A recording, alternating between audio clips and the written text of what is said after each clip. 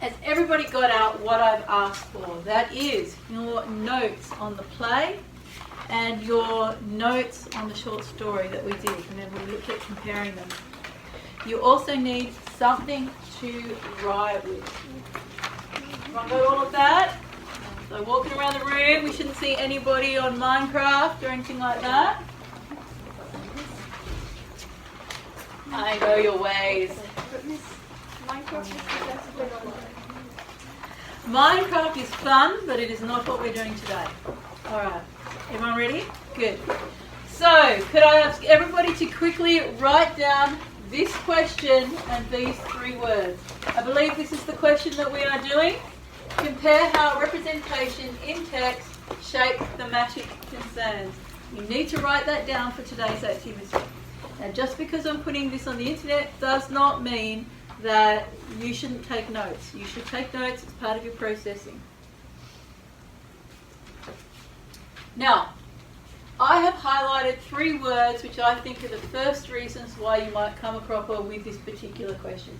Am I right in guessing that these are the 3 words that throw you off? Hands up. Yeah, a couple of you, good. So, representations. What does representations mean? What does it mean? Hands up, tell me. What are representations? No hands? Then we go for victims. Let's go with... Kanak, you tell me, what is a representation? Yes, but usually it's the portrayal, but it's also like who, how, what. So,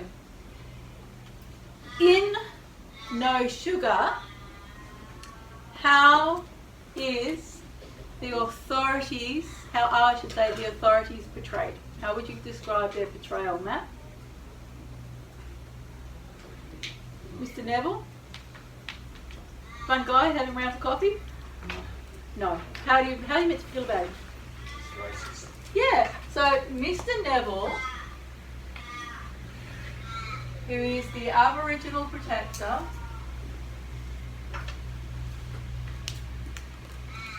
which is a government agency, is represented as racist, very bigoted, very arrogant. You seem to lack empathy for people of colour. So that is his representation.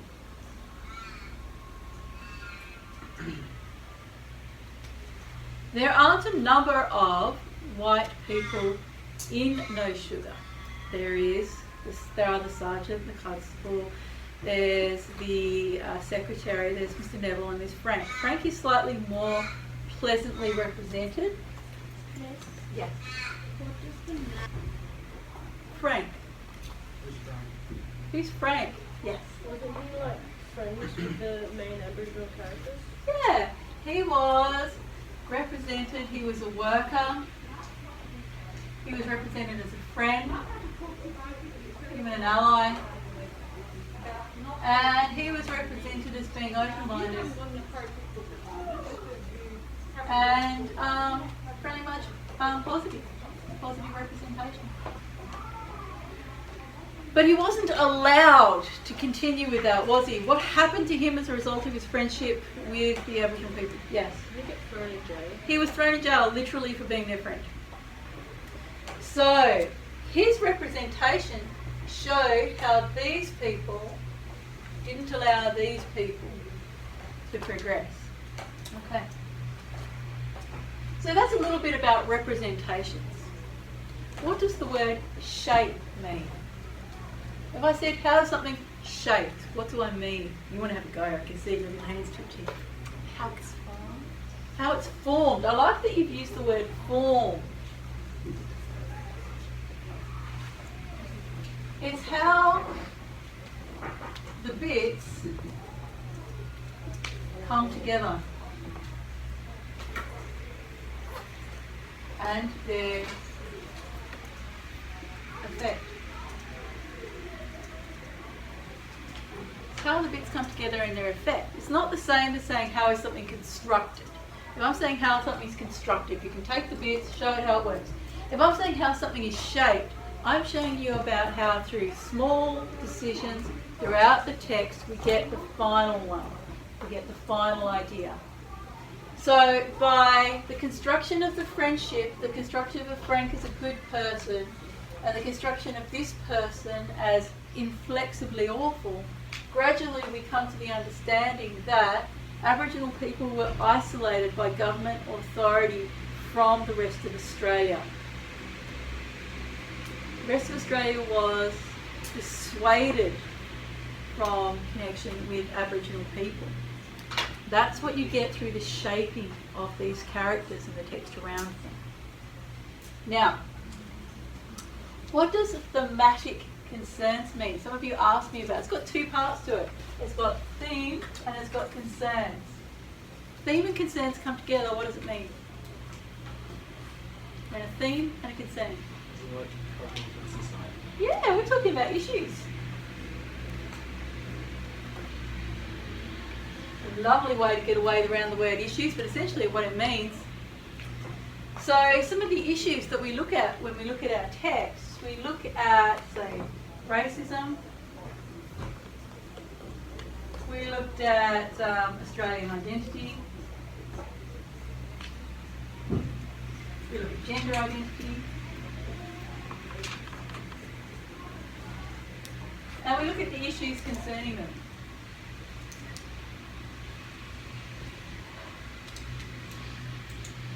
Some of the thematic concerns in the text we've looked at is, what is it to be Australian? What is it to be fair? What is it to be a woman? What problems do you encounter? These all are thematic concerns. I'll give you 1 minute on this and then we will come back and have a look at setting up the answer to this actual question. Take a moment, take some notes. Yes? Gender. No, thing in front of it.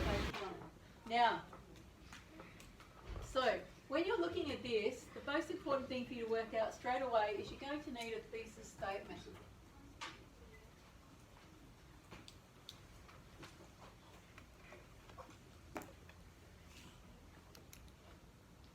Okay. Now, one of the most easy ways to start with a thesis statement is actually to restate it as a statement. So, I would do something like,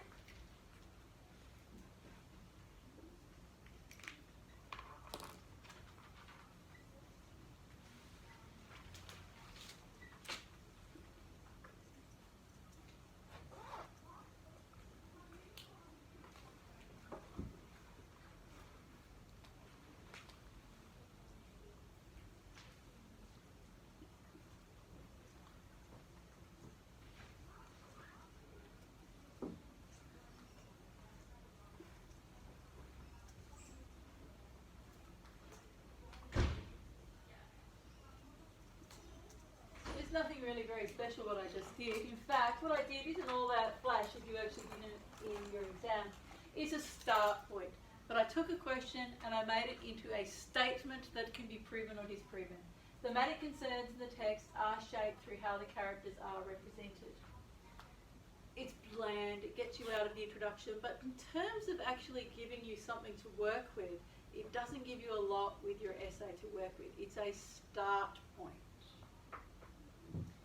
So, let's choose some things that we might want to look at. So, what thematic concerns might we look at? Well, first of all, we should really choose our text. Hands up if you're really quite happy to use Henry Lawson's The Drover's Wife and No Sugar. Hands up if you're happy to use that for example. Yeah? Okay, we'll use that one. Hands up if you'd rather use The Two Drovers' Wives. No? Okay, we'll go with that one.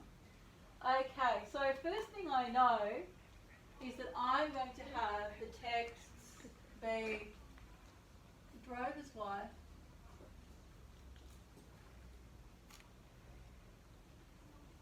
by Lawson and No Sugar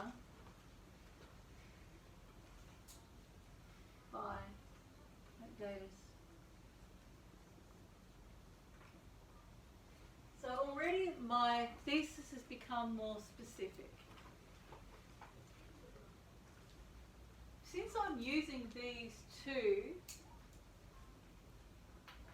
what else might I want? What are we going to concentrate on? Yes. Maybe what the actual concerns are. What are they? Racism. Yeah, there you go. Sorry.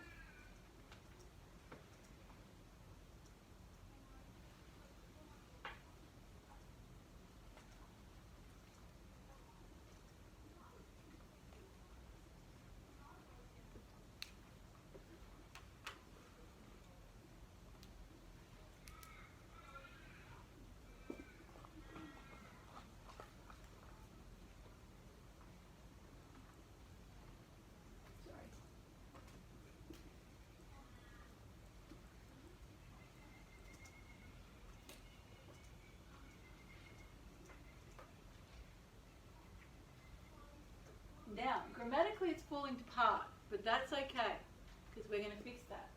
So far I've got racism and how we as Australians respond to race as thematic concerns in the text The Drover's Wife by Henry Lawson and No Sugar by Jack Davis are shaped through how the characters are represented. Now this grammatically is not going to work. What do I need to do? Oh, you don't know? Okay, I think this has to go. And I think this has to go.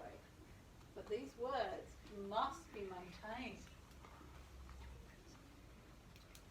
So now, in your group, I'm going to give you 5 minutes. I want you to have this bit, have this bit, have this bit, and have this bit. You can take anything else of that, but these parts that I've circled, you have to keep. You can get rid of anything else, but you must have those in one single sentence. In 5 minutes, if I like your group's one the most, you may have one of these sugary treats. Or I also have these things which are very popular with Year 7s. I don't know why, they're very annoying. So, let's recap what you're doing. Grammatically, this no longer stands up, and it must be grammatically perfect.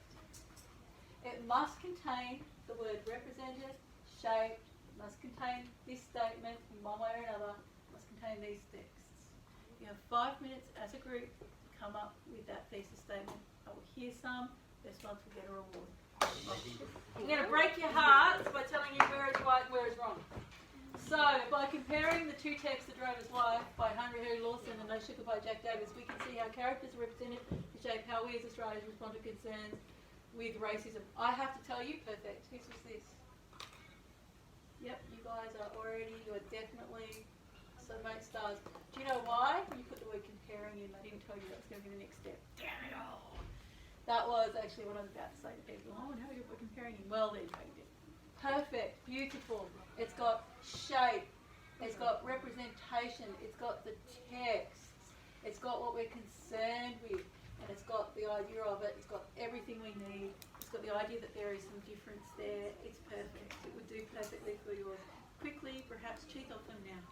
Alright, in the text, The Drover's Wife, written by Henry Lawson and No Sugar by Jack Davis, racism and how we as Australians respond to race are the thematic concerns shaped by how the characters are represented. This last part here is a little bit off,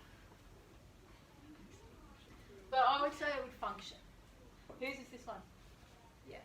So what you might want, first of all, you don't need the word written, because you've already said it's by them.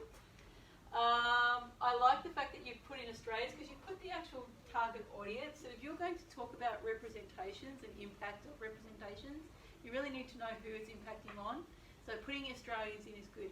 Also, it leaves open later for you to point out that Henry Lawson's The Drover's Wife is aimed at a Anglo-centric audience, whereas No Sugar is aimed at a contemporary Australian audience, and they're different people. So that works quite well. If you had some idea about different, or that you were comparing, or that they were contrasting views, then you actually would have dealt with the compare part, which which we're now rushing to because somebody actually did it. Alright, racism and how we as Australians respond to race is just one of the thematic concerns in The Drover's Wife by Lawson and No Sugar by Jack Davis. This thematic concern is shaped through the representation that characters hold. Grammatically it doesn't hold together, it needs a little bit of work. Also, here you've got a classic case where a comma wouldn't have just worked. You actually need a semicolon because what you've done is you've joined two different sentences together. And I understand why you've done it, because it's your whole thesis. Whose is this? Yeah, you wanted the both parts for your thesis, but you understood grammatically they weren't working, so you put the comma in. It's actually, so that's where you actually can use a semicolon. Semicolons allow you to have like clauses on your overall thing. So, racism and how we as Australians respond to race is just one of the thematic concerns. That's actually two things.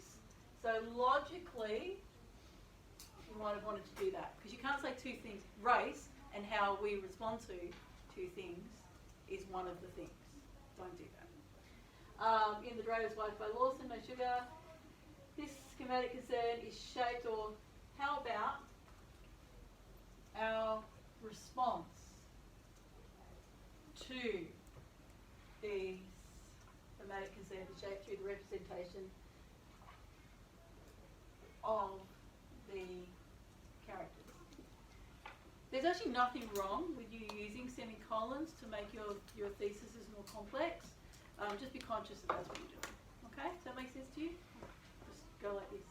No, it doesn't. Yes, it does. Okay. Alright. The Drover's Wife by Henry Lawson and No Sugar by Jack Davis, Racism and How We Hold... Oh, dear God. Whose is this?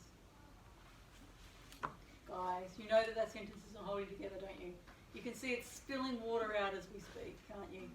Okay, in The Drover's Wife by Henry Lawson and No Sugar by Jack Davis, racism and how we as Australians respond to race are thematic concerns and is shaped through the representation of the characters.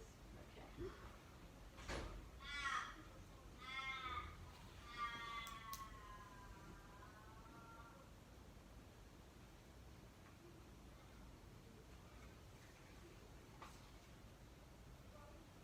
How about racism and how we as Australians respond to race are the thematic concerns shaped through the representation of the characters in The Drover's Wife by Henry Lawson and No Sugar by Jack Davis.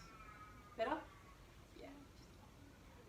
Try and get some idea of difference or comparison. So you need a couple of words in there to show that they contrast, that they have contrasting views, that they have different views. You need some sort of word like that. In The Drover's Wife by Henry Lawson and No Sugar by Jack Davis, racism and how Australians respond to race and thematic concerns which are used to shape characters and representations in the text. Whose is that one? Grammatically it's not holding together. Okay? So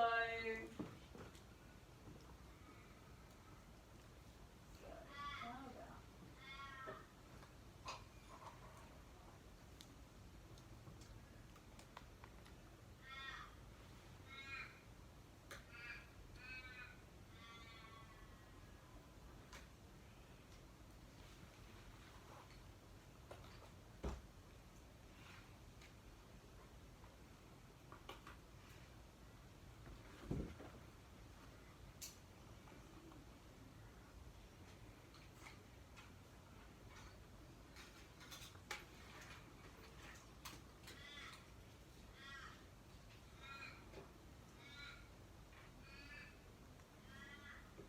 okay.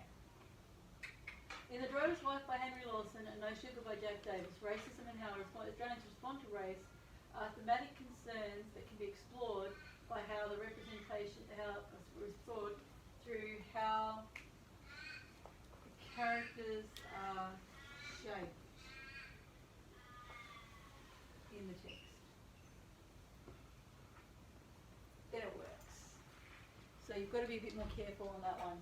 Alright, racism and how we as Australians respond to race are the thematic concerns in the text of Drover's Wife by Henry Lawson and No Sugar by Jack Davis. Are shaped by how characters are represented in the text. Another option for a semicolon. These are shaped by how the characters are represented in the text. Sorry, in the text. That works. Okay. When did I say you should use a semicolon?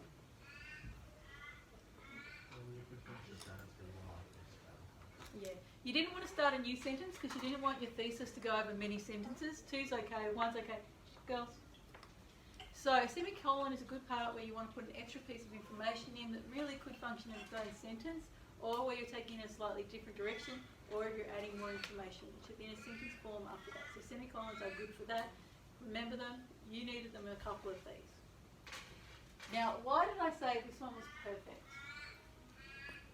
Why did I say that? Have a go. Because we use compare. Yeah. You used everything. You used compare. It was straight to the point. It was easy to read. It had all the points. I know reading it, you're going to be looking at the construction of the characters. You're going to be looking at how they work together. You're going to be looking at Australia's concern with racism, and you're going to be using these texts and you're going to be comparing them concise and perfect. Okay, we give you 1 minute to write some of that down, perhaps this one here or your own one that I corrected. And I will now go give the spoils to this group here while you do that. Introductions are very, very misunderstood. I'm going to wipe off everything except the pretty thesis statement.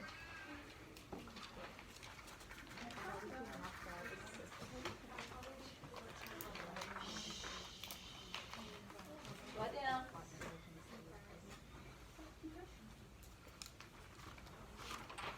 Okay.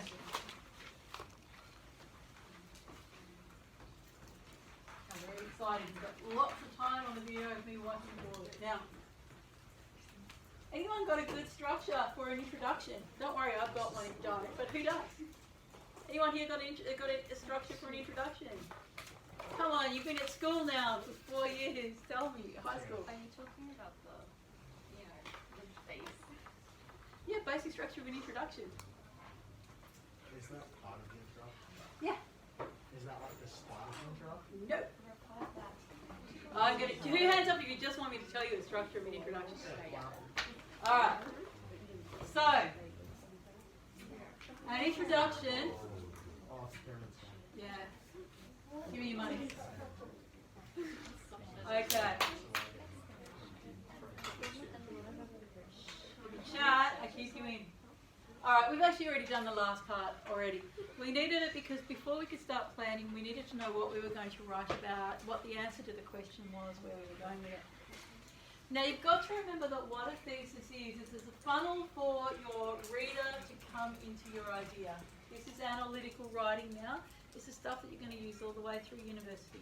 I should warn you that if you do literature next year, sometimes they actually like the thesis to be first.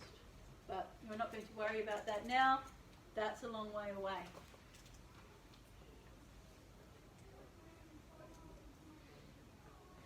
So, you're going to end with a thesis. You're going to start with general info. Then you're going to narrow it down. And then you get your thesis. Now, general info, sometimes people misunderstand it. They throw the whole bucket at it.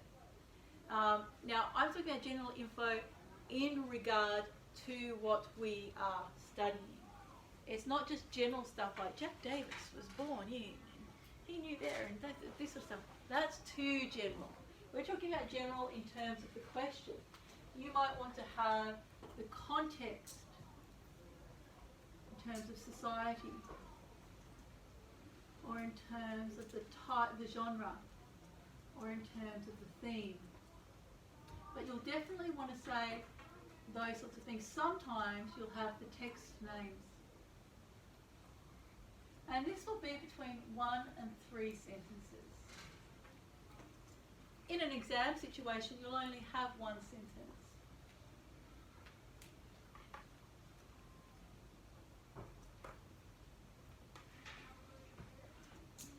But it's still quite general. But scanning it, I should be able to know that you're about to answer that question.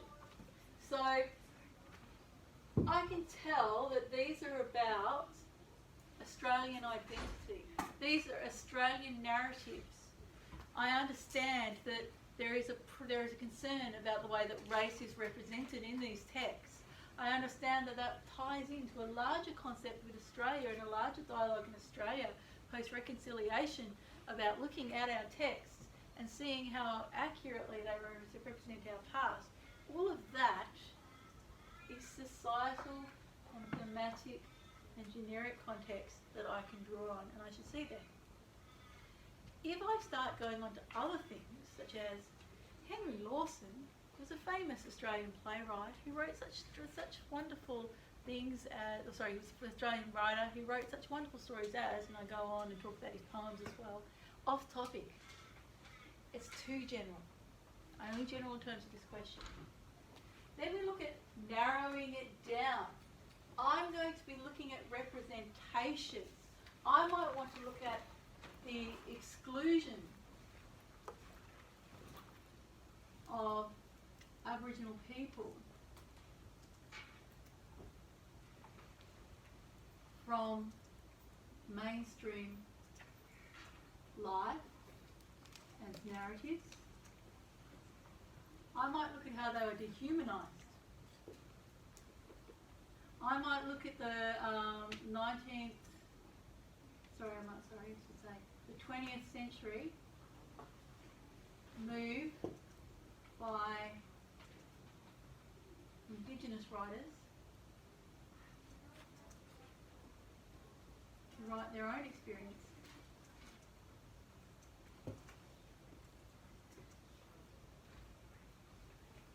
This is what we call narrowing it down. Not to mention we're narrowing it down towards the question, because the question asks us to compare. So we've got someone like Lawson who, it's the idea that Australia is new, that it's white, that it's English, that there is a new breed of people being made. There are some Aboriginal people around, but they aren't being represented as fully human. They're represented as almost spiritual characters, or characters of humour, or characters of fear, and they're peripheral. They orbit the white characters' narratives. They are not the centre of the narrative. They are simply people on the outside. Then we move to Jack Davis, where it is the Indigenous experience is the centre of that narrative. And the way he sees and the way he depicts Australia is one where you can't succeed by hard work, where you can't have an equal go, where he can't connect with this wider view of society because he is physically prevented by law and by custom from engaging in it. There's both spoken and unspoken rules preventing Aboriginal people's access to the opportunities depicted in the other texts. Both texts have an Aboriginal matriarch in them. One of them is fully fledged out and one of them isn't. Both of them have a character who's a larrikin in them. But one of them is a political rebel, is somebody who's strong, who sacrifices himself for a cause, and the other one is someone who swindles a widow, a woman living alone out of work. It's different representations. And then we get to the thesis. This is what you are going to do. The thesis is what you do. What am I going to read? I am going to see that you are comparing these two texts and their representation and how they're shaped in regard to this. This is a hard essay. The hardest one you'll do this year. But it's not impossible. I'm just going to run through that one more time. You start off by giving me some general info to do with the context, the genre, the theme. You make it specific, narrowing it down to what we're going to see in these two texts. This will be between 1 and 3 sentences again, and this will be one sentence. It's not easy. Now you can either do this on your own or as a group. Who wants group support? Who wants to do it on their own? You guys can do it on your own because you don't. It's great. Oh, how much time have we got? Good enough time. I'm going to continue this next lesson as well, but I want you now in the next 7 minutes to try and write that introduction as a group, following that instruction. Any questions? Off you go.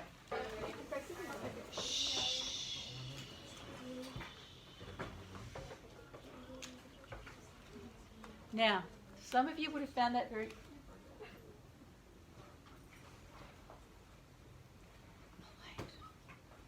Some of you would have found that quite difficult, and that's fair. This is analytical writing, and it's really difficult. But once you get the structure, it's easy. Just going to remember the larger context, what you're going to be needing to draw on for your essay, what you're going to do in your essay. Now, I know some of you did finish. I know it's rough, but does anyone want to have a go at just testing how they went? Come on. Yes, let's hear it.